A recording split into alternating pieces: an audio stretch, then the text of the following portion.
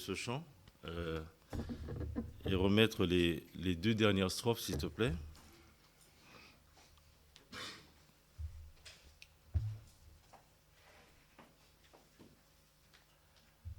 Réponds-moi donc, j'attends ta grâce. Seigneur, exauce ton enfant.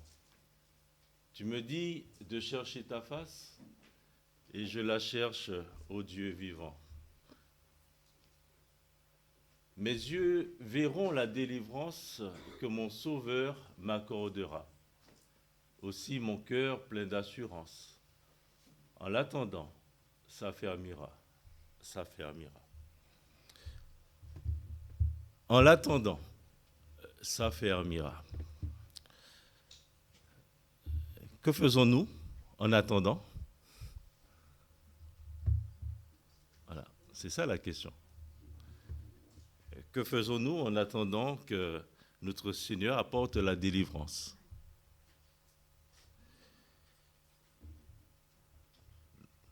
J'aimerais nous encourager ce matin à persévérer dans la prière, puisque tant qu'on n'a pas vu la délivrance du Seigneur, ce que nous pouvons faire, c'est de persévérer dans la prière en attendant sa délivrance. Et nous sommes dans cette épître de Paul aux Colossiens, au chapitre 4, à partir du verset 2, et c'est ce que l'apôtre Paul dit: persévérez dans la prière, veillez-y avec action de grâce.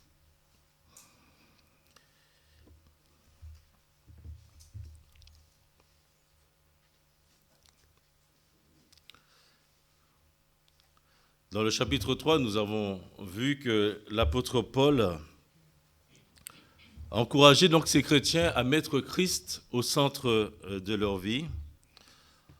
Chercher les choses d'en haut, il est dit, en cherchant les choses d'en haut. Et là, donc, il termine cette lettre donc, avec quelques recommandations. Et comme il fait à chaque fois dans ses lettres, et quelques salutations qu'il adresse à l'Église. Donc il avait commencé cette lettre en rendant grâce à Dieu pour ces chrétiens de Colosse qui avaient mis leur foi dans le Seigneur, qui manifestaient leur amour pour les autres chrétiens et puis pour l'espérance qui leur était réservée.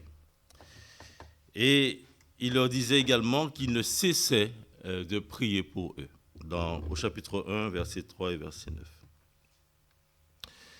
Il demandait à ces chrétiens de rendre grâce à Dieu, qui les avait donc délivrés de la puissance des ténèbres pour les transporter dans le royaume de son Fils bien-aimé.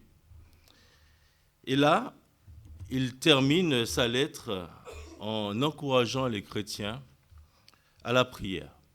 Donc il dit de persévérer dans la prière et d'y veiller avec action de grâce.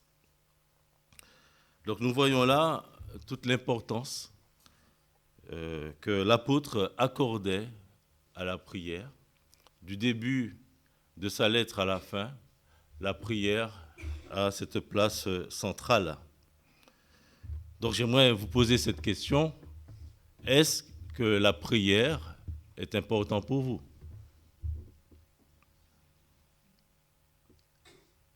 Comment jugez-vous votre vie de prière? Êtes-vous des hommes et des femmes de prière? Des personnes qui persévèrent dans la prière? Quoi qu'il en soit, ce texte nous encourage à cela, à avoir une vie de prière fervente et persévérante. J'aimerais lire avec vous ce passage et nous allons terminer cette épître de Paul aux Colossiens. Colossiens chapitre 4 à partir du verset 2.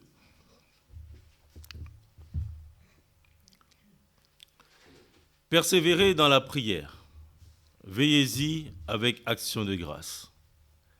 Priez en même temps pour nous, afin que Dieu nous ouvre une porte pour la parole, en sorte que je puisse annoncer le mystère de Christ pour lequel je suis dans les chaînes et le faire connaître comme je dois en parler.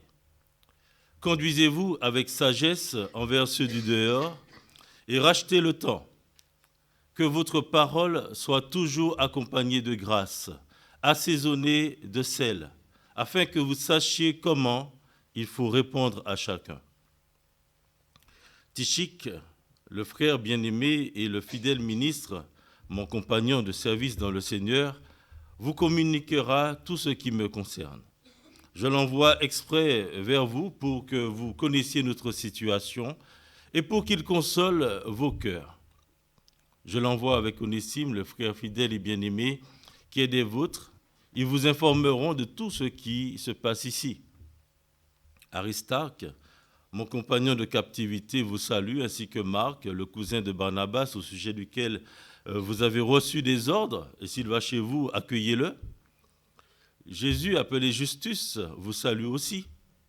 Ils sont du nombre des circoncis, et les seuls qui travaillent avec moi pour le royaume de Dieu, et qui ont été pour moi une consolation. Épaphras, qui est des vôtres, vous salue. Serviteur de Jésus-Christ, il ne cesse de combattre pour vous dans ses prières, afin que vous teniez bon, comme des hommes faits, pleinement disposés à faire toute la volonté de Dieu. Car je lui rends le témoignage qu'il a une grande sollicitude pour vous, pour ceux de Laodicée et pour ceux d'Hiérapolis. Luc, le médecin bien-aimé, vous salue, ainsi que Démas. Saluez les frères qui sont à Laodicée, et Nymphas, et l'église qui est dans sa maison. Lorsque cette lettre aura été lue chez vous, faites en sorte qu'elle soit aussi lue dans l'église des Laodicéens, et que vous lisiez à votre tour celle qui vous arrivera de Laodicée. Et dites à Archippe, prends garde au ministère que tu as reçu dans le Seigneur, afin de bien le remplir. Je vous salue, moi, Paul, de ma propre main. Souvenez-vous de mes liens. Que la grâce soit avec vous. Vous savez, lorsque notre Seigneur Jésus-Christ, la veille de sa crucifixion, s'est retrouvé avec ses disciples après avoir institué la scène, il est parti avec ses disciples les plus intimes, Pierre, Jacques, Jean, et il leur a dit, voilà, restez là avec moi. Et il leur demande de prier, priez avec moi. Et donc il fait quelques pas, il se retrouve tout seul et il prie le Père, s'il est possible que cette coupe s'éloigne de moi, non pas ce que je veux, mais ce que tu veux. Après, il retourne vers ses disciples, qu'il avait demandé de prier. Et ses disciples étaient là comme endormis. Et il leur dit, et particulièrement à Pierre, vous n'avez donc pu veiller 1 heure avec moi. Veillez et priez, afin que vous ne tombiez pas dans la tentation. L'esprit est bien disposé, mais la chair est faible. Veillons, frères et sœurs, et prions pour ne pas tomber dans les pièges du malin. Veillons et prions pour être plus forts spirituellement. Et dans ce passage, l'apôtre Paul donc, nous exhorte à cela, à veiller et à prier. Donc, ne nous laissons pas endormir par les choses de cette vie. Et n'oublions pas que, voilà, comme il a été dit dans le chapitre 3, chapitre 2, que nous sommes morts avec Christ par rapport aux choses du monde, par rapport à tous ces préceptes. Et que maintenant, nous sommes vivants aussi avec Christ. Et c'est pour cela que nous devons marcher avec lui, marcher en lui, les yeux fixés sur lui. L'apôtre Paul, en Romains chapitre 13, disait à ces chrétiens de Rome que c'était l'heure de se réveiller. C'est encore plus vrai aujourd'hui. Et quelqu'un a dit que la prière est la force de la communion du croyant avec le Seigneur et la source de sa puissance contre Satan et ses anges. La prière.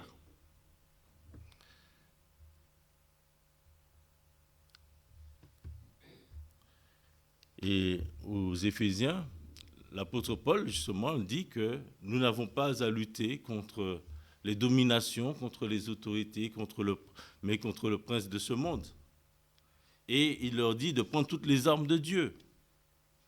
Et il leur dit de prier. Il dit, faites en tout temps par l'Esprit toutes sortes de prières et de supplications. Il leur dit, veillez à cela avec une entière persévérance et priez pour tous les saints. Veillons, frères et sœurs, et prions.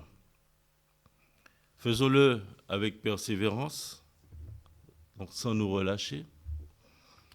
Faisons-le aussi avec action de grâce, parce que la prière agissante du juste, il est dit, a une grande efficacité. Ce qui fait que c'est parce qu'on croit que Dieu est fidèle et qu'il exaucera selon sa volonté, qu'il exaucera nos prières selon sa volonté, que nous pouvons et que nous devons lui rendre grâce avant même d'avoir vu la chose que nous lui avons demandée. Des personnes ont persévéré dans la prière et ont vu aussi l'exaucement. Il est parlé de Corneille, qui était un homme pieux, un Romain, centenier romain, dans Actes chapitre 10. Le texte dit qu'il priait continuellement. Et un jour, le Seigneur lui donne cette vision, un ange qui vient lui dire « Tes prières et tes aumônes sont montées devant Dieu. » Et il s'en est souvenu. C'est instructif, ça. Quelqu'un qui n'était même pas encore chrétien, mais qui était un homme pieux qui cherchait la face de Dieu, parce qu'il savait que dans son cœur, il était pécheur et qu'il n'avait pas trouvé la paix. Et il priait, il demandait à Dieu que faire, certainement pour être sauvé. Et l'ange lui dit, tes prières et tes aumônes sont montées devant Dieu. Et il s'en est souvenu. Et donc l'ange lui demande d'envoyer des personnes à Joppé pour qu'il puisse pour qu'il puisse faire venir Pierre. Et lorsque Pierre va venir, Pierre va lui annoncer l'évangile et il va mettre sa foi en Jésus-Christ ainsi que toute sa famille. En attendant la venue du Saint-Esprit, dans Actes chapitre 1, il est dit que les premiers disciples de Jésus, avec les autres, ils étaient 120. Donc les tout premiers qui ont accompagné le Seigneur Jésus, avec la mère de Jésus, ses frères aussi, ils se sont mis d'un commun accord, voilà, ensemble, pour prier dans l'attente de la venue de ce qui était promis, le Saint-Esprit. D'un commun accord. Il est parlé aussi dans Actes chapitre 12, Hérode qui a fait enfermer Pierre, et le texte nous dit que l'Église s'est réunie dans la maison donc, de la mère de Marc, et il priait pour Pierre, pour sa délivrance. Et Dieu a répondu et il a permis miraculeusement que Pierre soit délivré de cette prison. Et il s'est présenté donc à cette église, à ses frères et sœurs. Donc Dieu répond et il dit à Corneille qu'il s'est souvenu de ses prières. Le Seigneur veut nous voir prier, mais de manière persévérante. Et il voit dans cela aussi la réalité de notre foi.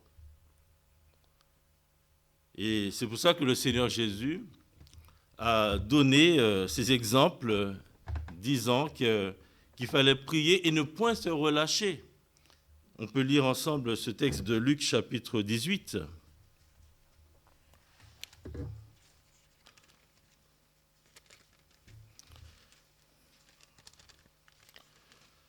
Luc chapitre 18, lisons les 8 premiers versets.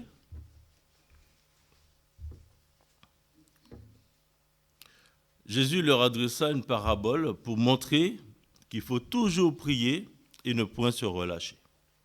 Il dit, il y avait dans une ville un juge qui ne craignait point Dieu et qui n'avait d'égard pour personne. Il y avait aussi dans cette ville une veuve qui venait lui dire, fais-moi justice de ma partie adverse. Et pendant longtemps, il refusa. Mais ensuite, il dit en lui-même, quoique je ne craigne point Dieu et que je n'ai d'égard pour personne, néanmoins, parce que cette veuve m'importune, je lui ferai justice, afin qu'elle ne vienne pas sans cesse me casser la tête. Le Seigneur ajouta, entendez ce que dit le juge inique. Et Dieu ne fera-t-il pas justice à ses élus qui crient à lui jour et nuit? Et tardera-t-il à leur égard? Je vous le dis, il leur fera promptement justice. Mais quand le Fils de l'homme viendra, trouvera-t-il la foi sur la terre? Quand le Fils de l'homme viendra, trouvera-t-il la foi sur la terre? Ça montre que le fait de persévérer dans la prière, c'est ce que je disais, traduit aussi la réalité de notre foi. Il donne aussi un autre exemple dans Luc chapitre 11, de cet homme qui importune son mari. Luc chapitre 11, on peut lire à partir du verset 5. Donc, dans un premier temps, le Seigneur montre à ses disciples comment il faut prier.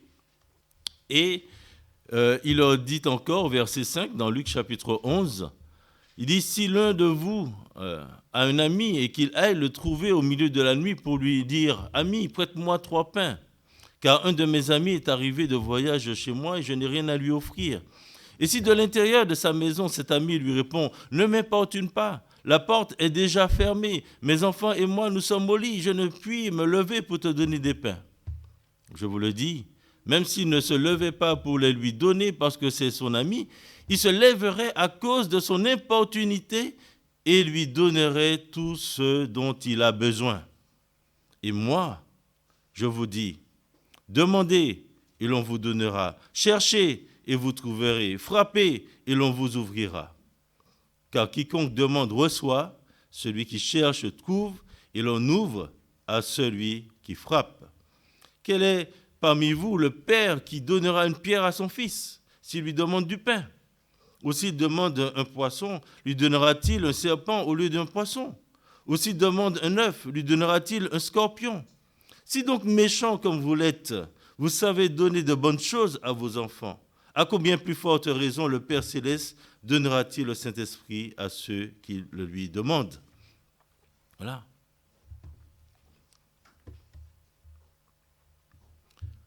Persévérer dans la prière. Et pour persévérer dans la prière, il est important d'avoir des sujets de prière et des sujets de prière précis que nous apporterons donc au trône de la grâce. Tant qu'on n'a pas vu l'exaucement de cette prière, nous devons continuer à prier. Et dans ce passage, nous pouvons trouver, à travers les recommandations de l'apôtre Paul et les salutations qu'il adresse à cette église de Colosse, plusieurs sujets de prière que nous pouvons transposer pour nous-mêmes dans notre propre situation. Alors j'aimerais vous faire part de quelques sujets de prière et que vous puissiez les noter et prier pour ça. Priez, premièrement, pour ceux qui annoncent la parole. je donne dans l'ordre. Versets 2 à 4. Et donc il dit, persévérez dans la prière, veillez-y avec action de grâce, priez en même temps pour nous, afin que Dieu nous ouvre une porte pour la parole, en sorte que je puisse annoncer le mystère de Christ pour lequel je suis dans les chaînes, et le faire connaître comme je dois en parler. Voilà. C'est ce qu'il dit. Il demande aux chrétiens de Colosse de prier, il dit pour nous qui annonçons la parole de Dieu. Vous savez, c'est très important, frères et sœurs. Les personnes parlaient à Spurgeon du fait qu'il était un grand prédicateur, mais il a bien rappelé qu'au sous-sol de son église, il y avait des personnes qui étaient là en train de prier pendant que lui il prêchait. Et si nous n'avons pas, nous qui avons la responsabilité d'apporter la parole de Dieu, nous ne sommes pas soutenus, portés pour que Dieu nous éclaire, pour que nous puissions prêcher la parole selon la vérité, alors on peut être perdu. C'est hier ou avant-hier, je regardais une chaîne évangélique, je mets les guillemets, et j'entendais une prédication. Vous savez, je me suis dit, mais il raconte n'importe quoi. Je dis, ce qu'il dit, ce n'est pas la vérité. Je me dis, mais où est la parole de Dieu dans ce qu'il raconte? Vous savez, des prédicateurs, vous en avez tout plein.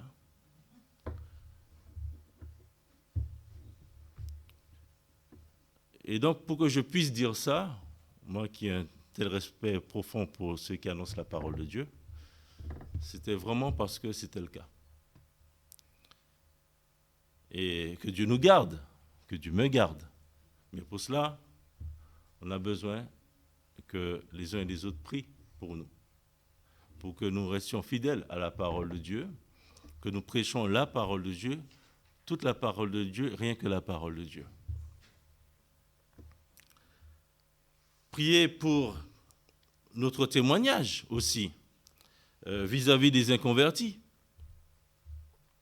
Il dit, verset 5, « Conduisez-vous avec sagesse envers ceux du dehors, et rachetez le temps, que votre parole soit toujours accompagnée de grâce, assaisonnée de sel, afin que vous sachiez comment il faut répondre à chacun. » Vous savez, il faut prier pour cela. Prier que Dieu nous conduise lorsque nous sommes avec nos voisins, lorsque nous sommes avec nos collègues, lorsque nous sommes avec les inconvertis, que nous fassions attention à ce que nous disons. Parfois, nous voulons annoncer l'évangile, mais notre comportement va à l'encontre de cet évangile que nous voulons annoncer. Seigneur, garde-nous. Seigneur, voilà, si aujourd'hui je serai avec des inconvertis, que je puisse parler avec sagesse, que je puisse me laisser conduire par toi dans ce que j'aurai à dire, que mon comportement n'aille pas à l'encontre de ce que toi tu veux, et tu me demandes d'être le sel de la terre, tu me demandes d'être la lumière du monde, que mon comportement traduise tout cela. Il faut prier pour cela, et constamment prier pour cela, parce que la chair reprend vite le dessus, et voilà, on fait des choses, on fait n'importe quoi. Et comment on peut annoncer l'évangile? Comment on peut faire connaître l'évangile lorsque notre témoignage va à l'opposé de cet évangile? Il faut prier pour cela.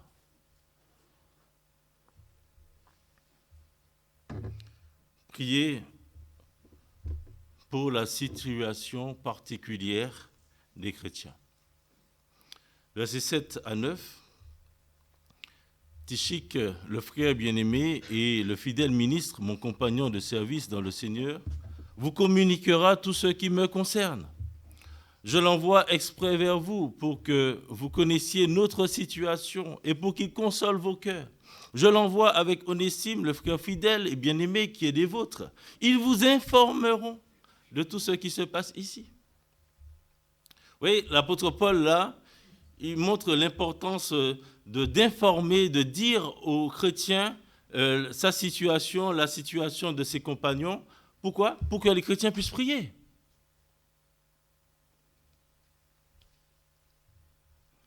Donc, il envoie Onésime, il envoie un tel et un tel pour qu'il puisse donner des informations, donner des nouvelles, pour que l'Église, pour que les chrétiens puissent prier. Puisque certains sont dans des situations difficiles. L'apôtre Paul, là, il est en prison. Il est en prison et donc des personnes l'ont visité, des personnes ont vu dans quelle situation, dans quel état il était. Et donc, ces personnes vont se déplacer pour aller dire à ces églises, voilà, nous avons vu notre frère l'apôtre Paul, voilà quelle est sa situation, voilà, priez pour ceci, priez pour cela. Priez pour la situation particulière des uns et des autres. Donc, cela implique que nous soyons prêts à partager avec les autres le sujet de prière. Si je dis prier pour les situations particulières, parce que là, l'apôtre Paul, il parle de sa situation et de ses compagnons, il partage avec eux. Donc cela, en réfléchissant, je me dis, cela me montre que je dois pouvoir demander aux frères et sœurs de prier pour moi, de leur dire quelle est ma situation et qu'ils puissent prier, qu'ils puissent persévérer dans la prière avec moi.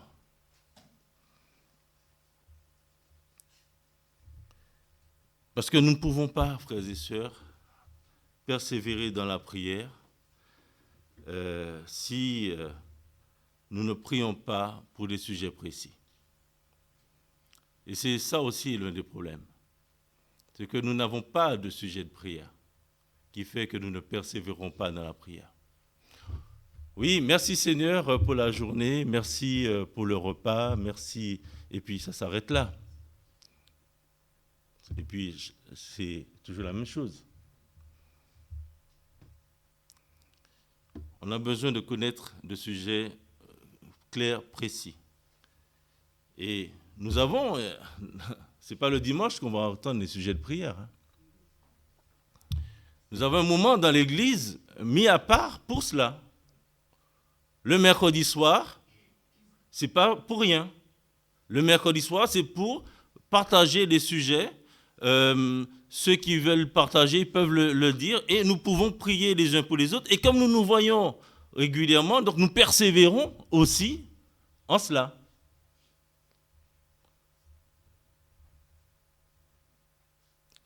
Alors, c'est très insuffisant à ce niveau. Voilà.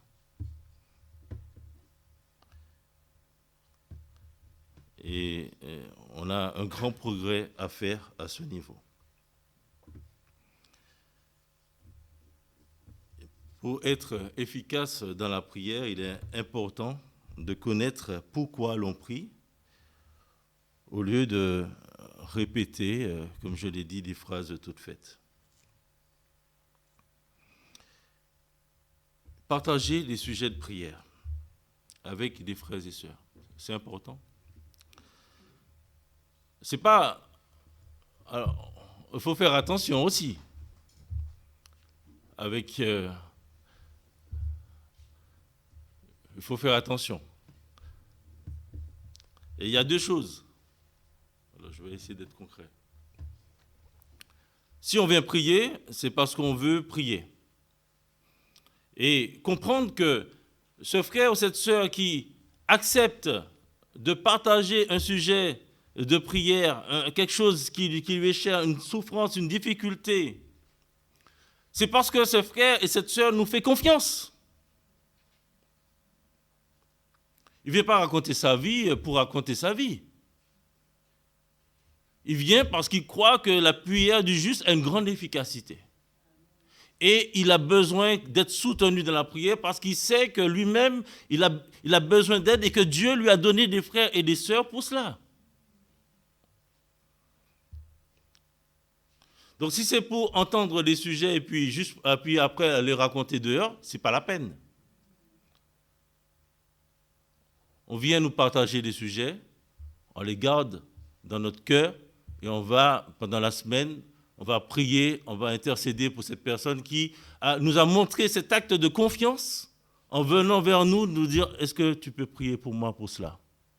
Voilà ma difficulté, voilà ma souffrance. Est-ce que tu peux prier pour moi ?»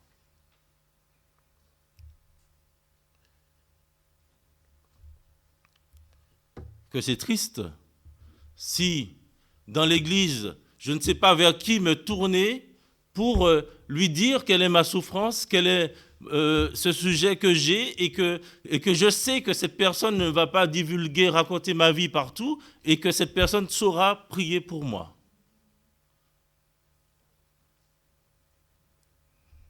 Ça implique aussi qu'on apprenne à connaître les gens.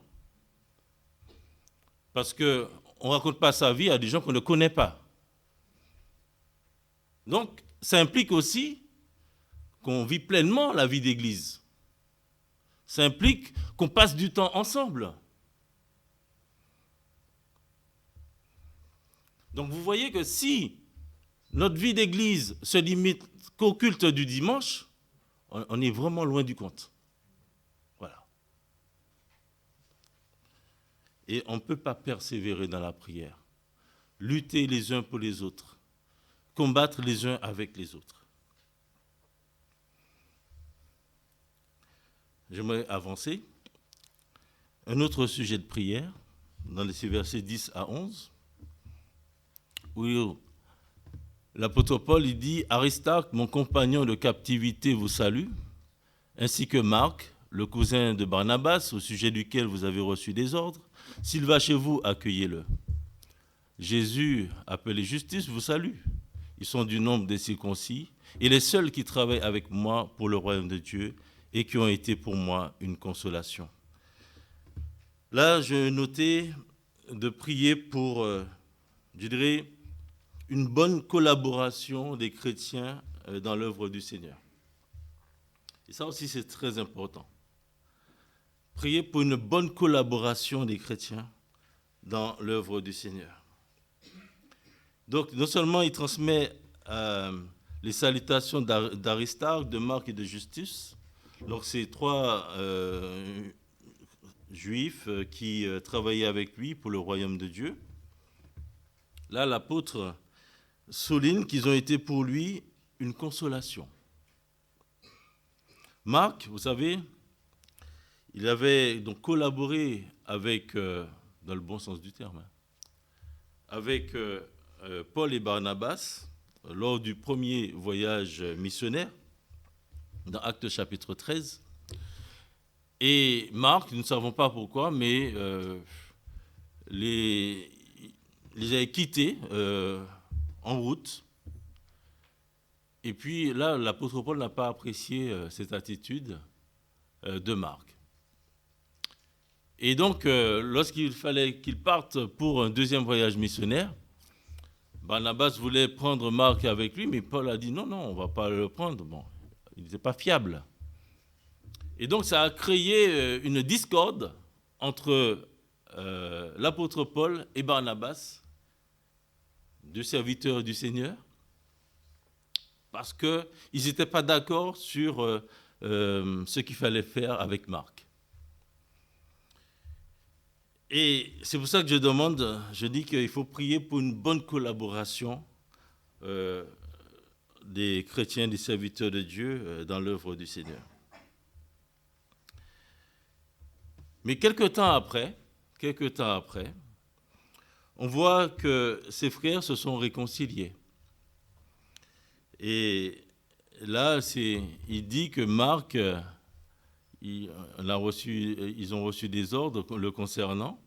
Et dans 2 Timothée, il dit, dans sa lettre à Timothée, il dit, Luc seul est avec moi. Il dit, prends Marc et amène-le avec toi, car il m'est utile pour le ministère.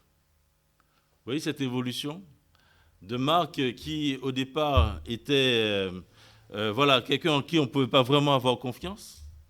Mais Barnabas a certainement fait un travail, il l'a accompagné, et plusieurs années après, l'apôtre Paul pouvait dire de Marc qu'il m'est utile pour le ministère.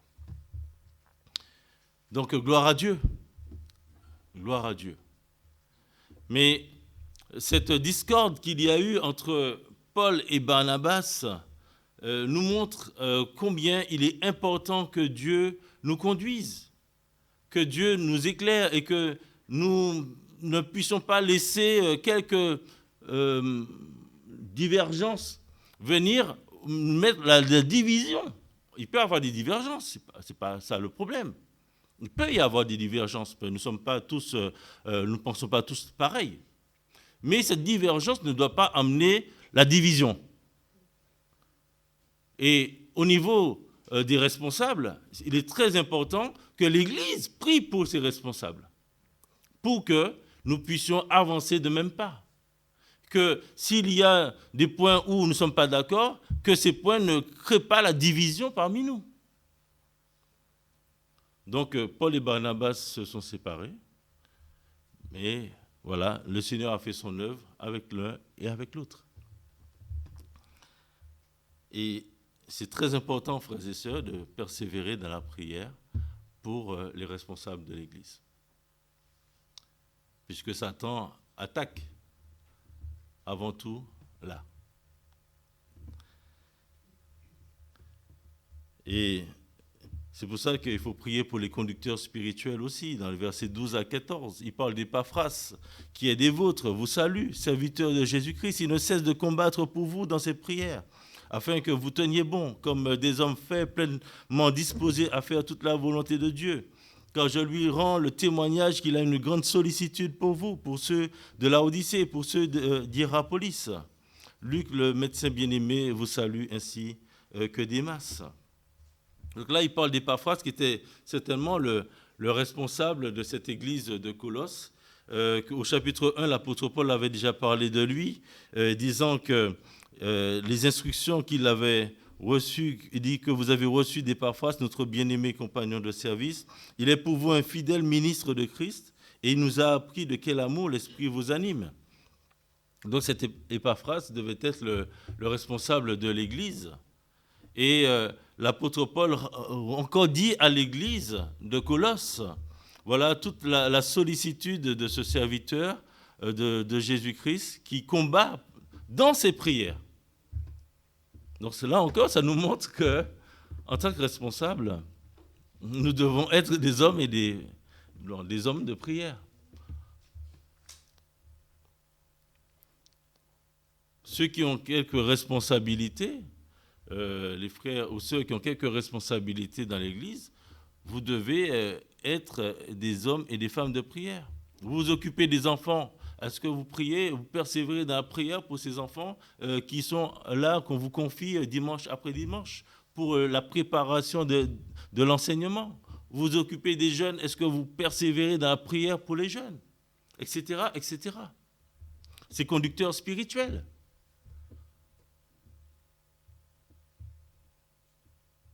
Donc on doit pouvoir porter chacun devant la face du Seigneur.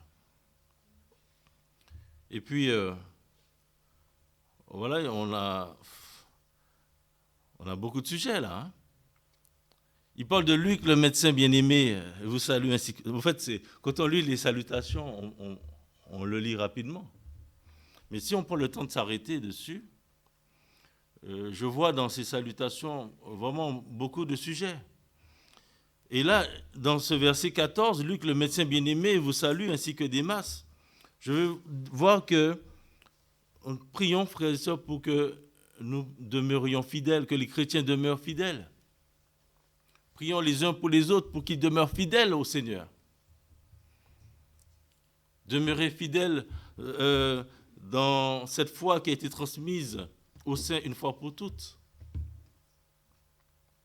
Et donc, lorsqu'il transmet les salutations de Luc, par exemple, ce médecin bien-aimé, les chrétiens de Colosse ne savaient pas forcément qui il était, si ce n'est que c'était un collaborateur de l'apôtre Paul. Voilà. Ils ne savaient pas que ce frère, Luc, allait être l'auteur de l'évangile qui porte son nom et des actes des apôtres. Ils ne savaient pas forcément cela.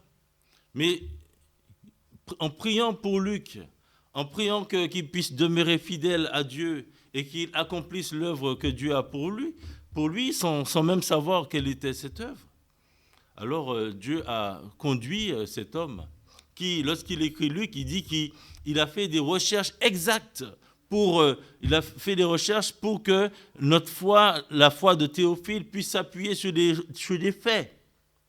Pas sur des oui-dire, sur des faits. Et donc, il a fait des recherches exactes. Donc, cet homme avait il recherchait vraiment cela, que la foi des chrétiens, et notamment de Théophile, mais tous ceux qui vont lire son évangile, puissent s'appuyer sur des faits.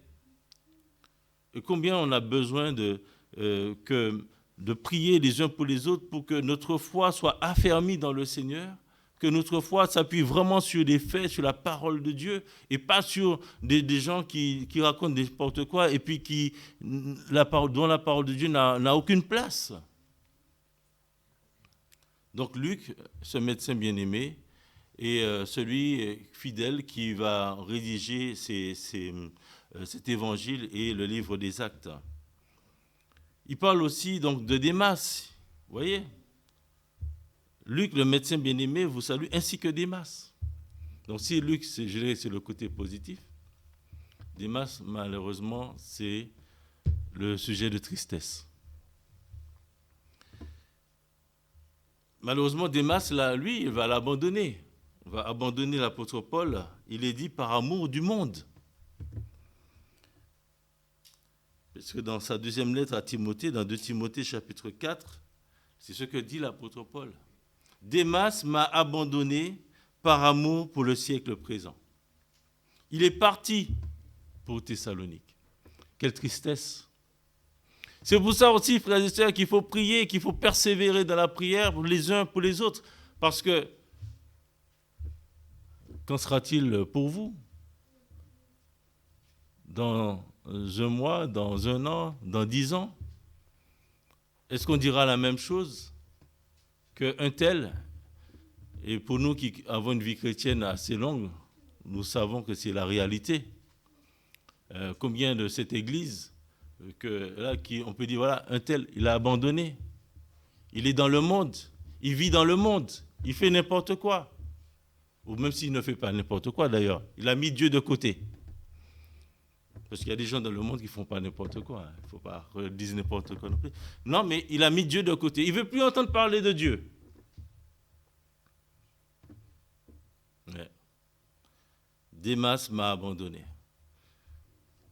Vous savez, quand on est pasteur, c'est la chose difficile. Quand on consacre beaucoup de temps aux gens et qu'après tout, on voit que voilà le résultat. Démas m'a abandonné. Moi, en tout cas, le Démas a abandonné le Seigneur. Voilà.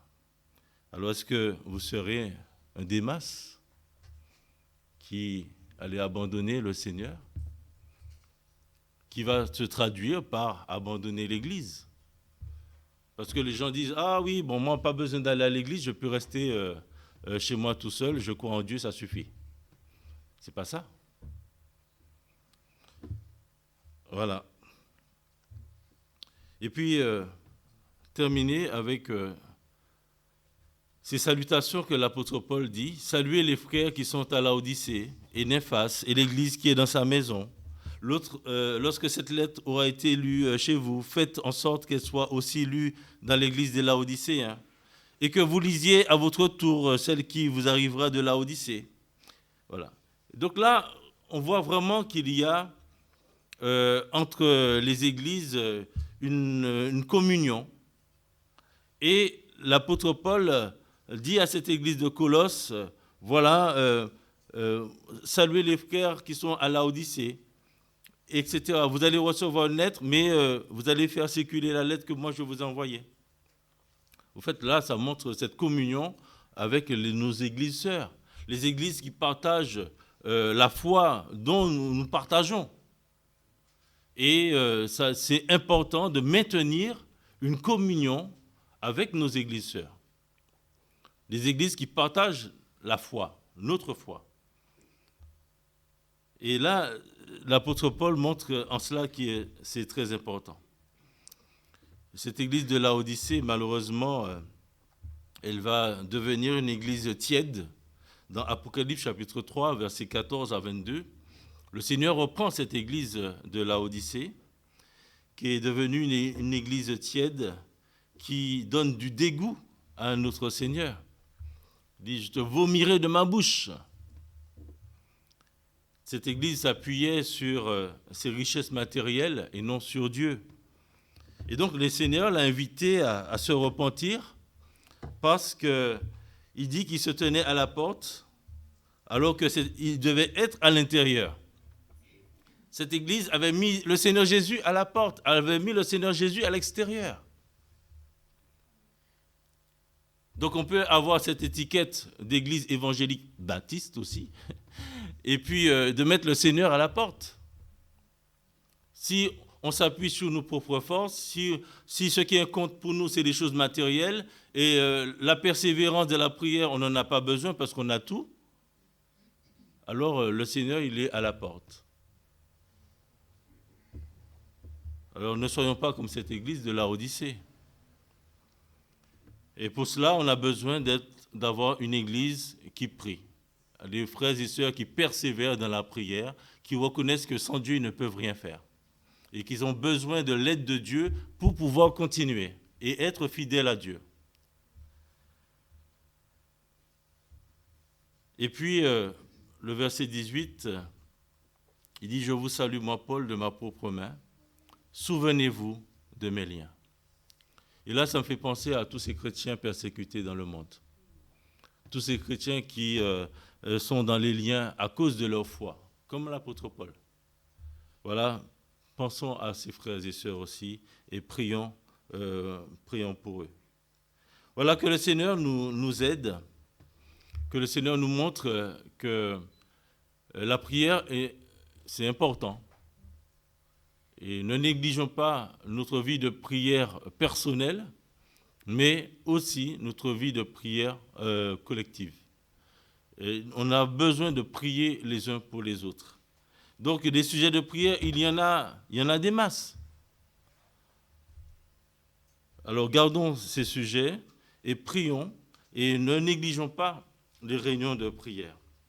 Dans 1 Jean chapitre 5, versets 14 à 15, il dit « Nous avons auprès de lui cette assurance que si nous demandons quelque chose selon sa volonté, il nous écoute. Et si nous savons qu'il nous écoute, nous savons que nous possédons la chose que nous lui avons demandée, quelle qu'elle soit. » Donc oui, frères et sœurs, soyons donc des chrétiens qui prient avec persévérance pour la gloire de notre Seigneur. Amen. Avant de terminer le culte, j'aimerais encore vous saluer au nom du Seigneur Jésus-Christ, qu'il puisse vous accompagner. Et j'aimerais aussi, au nom de l'Église, dire un petit mot pour notre sœur Nani.